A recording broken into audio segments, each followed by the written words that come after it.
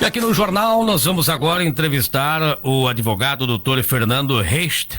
Ele é especialista em crédito rural e responsável jurídico pela empresa Conciliagro, que atua na defesa dos interesses do produtor rural e vai destacar a importância do agricultor conhecer aí o manual de crédito rural como ferramenta de proteção para quem aí produz no campo. Doutor, seja muito bem-vindo, muito bom dia. Gostaria que explicasse um pouquinho mais a respeito desse manual que existe aí para os agricultores. Olá, bom dia, como vai, novato, caro ouvinte? Veja, o Manual de Crédito Rural, dentre outras normativas, é o principal que regulamenta o crédito rural.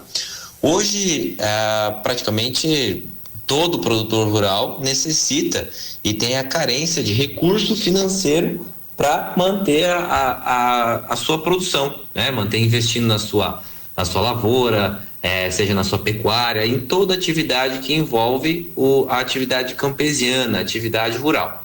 E o Manual de Crédito Rural é o principal normativa que regulamenta o crédito, né? Que ele é subsidiado hoje pelo governo federal, e as entidades, as instituições financeiras, elas fazem a gestão deste crédito. E, por sua vez, é de grande importância, né, o produtor rural ter o conhecimento da legislação que norteia o seu financiamento, o financiamento que ele vai estar implementando na sua atividade rural. Então, entendo que é de grande importância, e mesmo sendo dessa demasia importância, poucos produtores e é pouco difundida. O Manual de Crédito Rural é pouco falado. Então, estamos aqui hoje para esclarecer e tratar de algumas dúvidas, algumas situações que sejam pertinentes e que todo produtor, todo aquele que lida com o campo, é muito importante que ele saiba e tenha o conhecimento sobre isso. Quais são os principais direitos que os produtores possuem quando enfrentam dificuldades na comercialização, frustração de safra por fatores climáticos e eventos imprevisíveis que afetam a produção? Muito boa essa pergunta, Lovato. E vamos lá.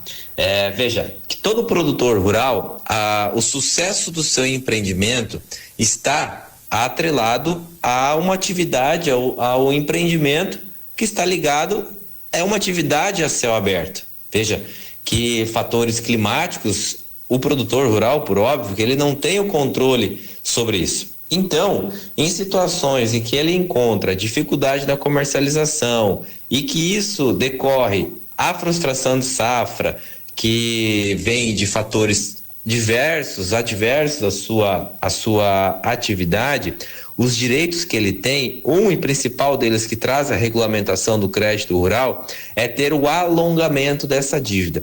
E quando eu falo em alongamento de dívida rural, é que se mantenha a principal característica de uma célula de crédito rural, o que é diferente de uma renegociação.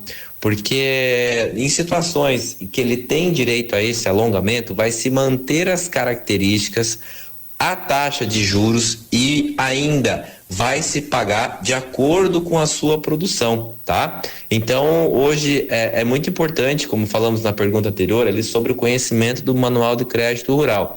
Isso faz com que, aplicando essa legislação, e é direito do produtor rural ter esse alongamento da sua dívida, para que ele se mantenha produzindo, para que ele se mantenha com crédito e que tenha a sua atividade ainda lhe rendendo, lhe garantindo a sua subsistência, para que pague essas dívidas de crédito rural com a sua produção. E um ponto muito importante que a gente defende é que dívida rural se paga com produção e nunca com propriedade. Qual a diferença entre renegociação e revisão e ampliação da dívida nos termos da lei? Olha só, Lovato, você trouxe um ponto que é muito confundido, vamos assim dizer. Porque quando eu estou falando numa renegociação, eu estou inovando, eu estou trazendo uma nova característica da cédula de crédito rural. E isso muitas vezes vem em prejuízo demasiado ao produtor. Por que eu falo isso? E por que é confundido esse ponto? Veja, O direito que a legislação traz é do alongamento daquele crédito, ou seja, eu estou mantendo as características originárias da cédula rural. Com taxa de juros, eu estou trazendo um novo prazo para pagamento de acordo com a capacidade produtiva daquela propriedade. Quando eu falo em renegociar aquilo, muitas vezes a gente se depara com taxas de juros extremamente elevadas e abusivas. A título de exemplo, normalmente o crédito rural tem taxas ali que são variadas, mas a gente pode partir aí de 3%, uma taxa de juros anual, né? De 6, 12, dependendo da atividade campesiana que é operada ali. E e essa é a característica originária.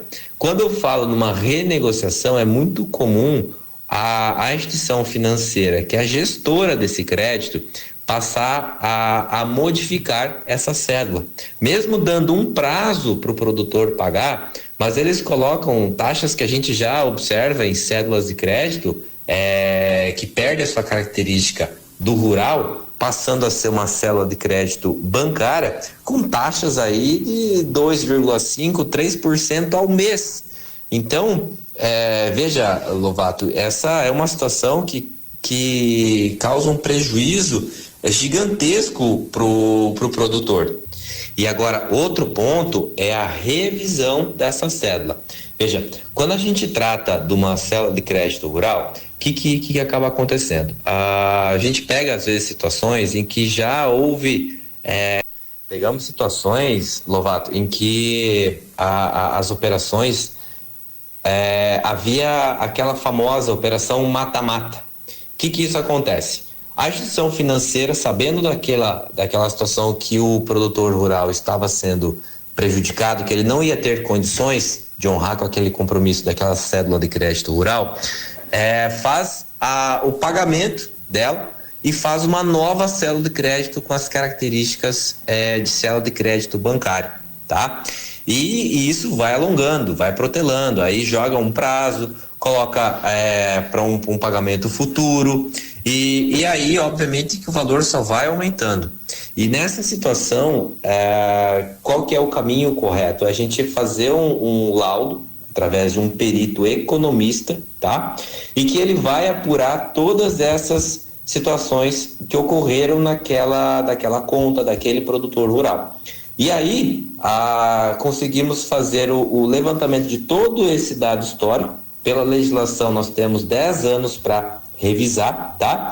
E resgatar, e reestruturar toda a situação de que, se houve alguma operação nesse sentido, que por conta de frustração ou alguma perda, foi feita uma renegociação com uma nova característica de cédula de crédito bancária, e que houve desvirtuamento da cédula de crédito rural inicial, é muito comum retornar ao status inicial daquela cédula de crédito rural. E aí, muitas vezes, consegue se recuperar valores que foram pagos indevidamente, consegue retornar, inclusive, ao valor próximo ali, com a devida atualização com a cédula de crédito rural. Então, a revisão, por sua vez, nós buscamos e se busca trabalhar de um fomento que traz a ordem, traz o direito daquilo que o produtor rural de fato deveria pagar.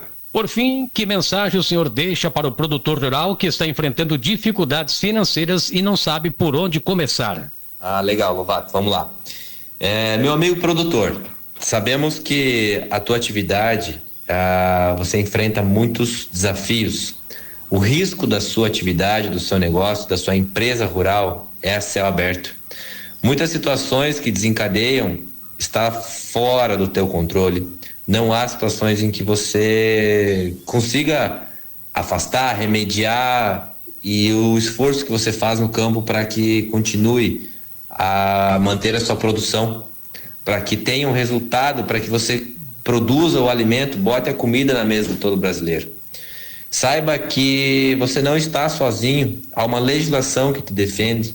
Saiba que há a possibilidade de que você buscando uma ajuda especializada de quem entende de crédito rural, de quem entende falar sobre o manual de crédito rural, com ajuda especializada, em ajuda adequada, é possível continuar produzindo, é possível continuar tendo crédito e que você reorganize, reestruture a sua vida financeira. E o mais importante, tenha em mente que dívida rural não se paga com propriedade, e se paga com produção. Obrigado, caro ouvinte, obrigado pelo espaço aqui, Lovato. Deixo aí minha mensagem e ficamos à disposição. Um forte abraço, que Deus abençoe. Muito bem, obrigado, doutor, advogado Fernando, especialista em crédito rural, trazendo essas orientações aos produtores aqui no Jornal.